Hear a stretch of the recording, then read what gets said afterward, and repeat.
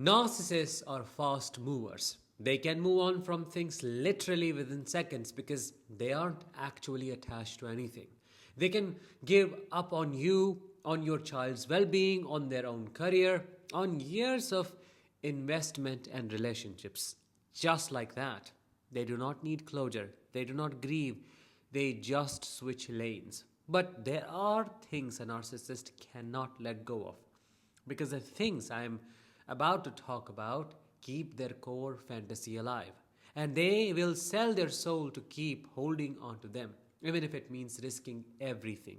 These aren't some random obsessions, they are deeply tied to how the narcissist sees him or herself. Without these things, they don't feel real. They do not feel powerful. They do not feel like they exist. Let's break down the three things a narcissist will risk it all for and why these things are so sacred to them. Hi, I am Danish, a narcissistic abuse recovery professional. Welcome to my channel. Before we get started with number one, a quick announcement. I am doing an online 3-hour long workshop. The topic will be how to break a trauma bond with a narcissist in 5 practical steps. If you want to secure your spot at an early bird price, click the I button above or the link in the description. Number 1. An illusion of eternal youth. A narcissist isn't just afraid of aging, they're haunted by it. They aren't mourning their body getting older. No, they are mourning the death of attention, the shift in power, the loss of the upper hand they once had just by walking into a room. Youth for them was never about vitality, it was about control. They remember how people looked at them, how easy it was to seduce, to manipulate, and to dominate. When you have used your appearance all your life as a weapon, growing older does not feel like a natural process. It feels like losing your only defense. So they fight it. They overdo it. How? With surgeries, filters, diets, bizarre trends. They don't care how unnatural they look. What matters is that people still look, that people are still watching. And if they can't be youthful, they will try to surround themselves with it. How? By dating younger, dressing younger, talking younger, laugh louder than anyone else in the room. They will risk looking ridiculous just to make people forget how old they are. But here is the dark part people do not talk about. Some narcissists will sabotage the younger people around them, especially those who remind them of who they used to be. A mother competing with her teenage daughter's beauty, a boss undermining a talented new recruit, an influencer who tries to destroy a rising creator behind the scenes. They do not want to just look young. They want to be the only one who holds that energy. Anyone who carries youth naturally becomes a threat, and threat must be dealt with quietly, strategically, and without ever getting their hands dirty. They will risk their child's trust. They will risk their reputation. They will risk the kind of aging that is graceful, real, and human, all to avoid looking like someone whose time has passed. It's not about staying young. It's about staying worshipped.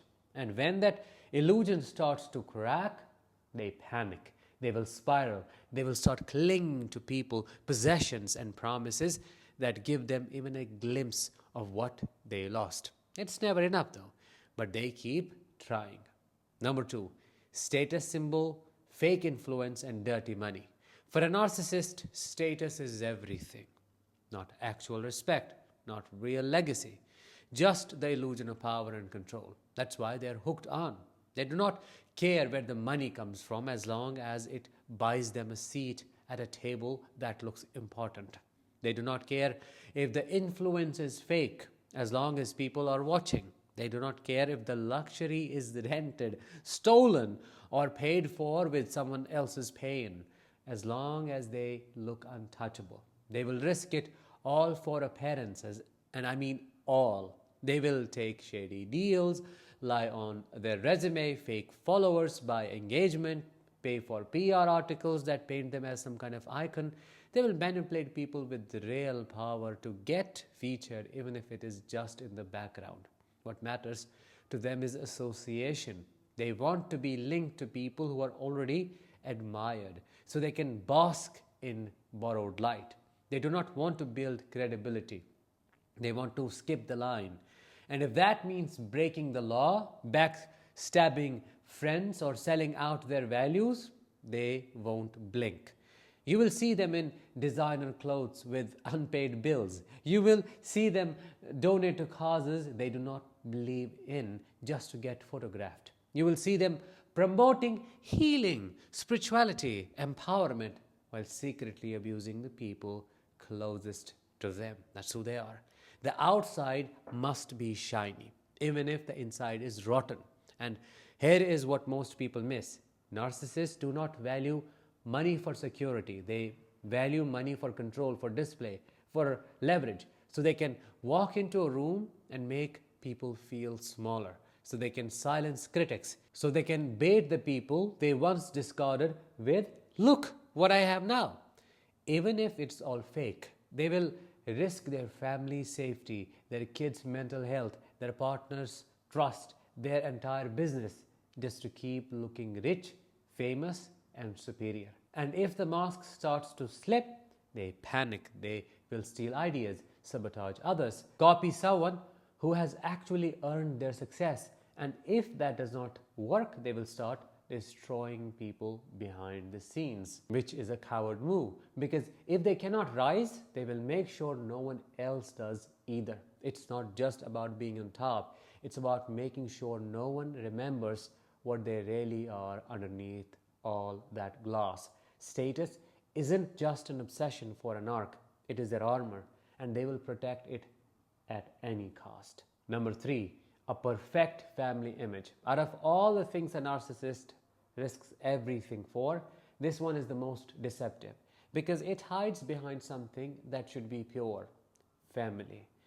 They can walk away from actual relationships in a heartbeat, but when it comes to the image of the perfect family, they hold on with a death grip. They may neglect their kids. They may emotionally destroy their partner. They may create chaos in the home every single day, like my parents did. But the moment someone starts noticing the cracks, the narcissist goes into performance mode. They will post staged family photos with big smiles and matching outfits, write dramatic captions about loyalty and love, share old memories they barely participated in, just to remind the world they're all about family. It is not about connection. It is about control over the narrative. They want the world to see them as the glue that holds everyone together, as the loving parent, the strong spouse, the person who is always there for their blood no matter what. And if you dare challenge that story, you become the villain, the ungrateful child, the disloyal partner, the bitter ex, the jealous sibling. They will do anything to make sure you look like the problem so that they can keep looking like the savior. They do not need the family to function. They just need it to look intact because it becomes part of their identity, their brand, their public face. They will plan family gatherings just for show, drag people into events they do not want to be part of, force their kids to take photos and behave a certain way. And when no one is watching, they go back to being cold, critical, or outright cruel. The emotional truth inside the house does not matter. The performance outside, it does. And if someone in the family stops cooperating, they won't try to rebuild the relationship. They will replace them in the narrative. Suddenly, there is a new daughter-like friend, a new supportive partner, a new inner circle they start calling family. The original members are erased, pushed out, or painted in the worst light possible. It is not just about creating a perfect picture. It is about maintaining the illusion that they are lovable, they are a provider, that they are worthy of admiration because look how much their family adores them. Even if in reality, the family is drowning in silence, fear, and emotional neglect. They will risk their children's well-being, their spouse's mental health, as I explained earlier, generational peace just to protect that fake storyline, just to keep outsiders happy, believing they have it all figured out. Because if that image collapses, they feel exposed.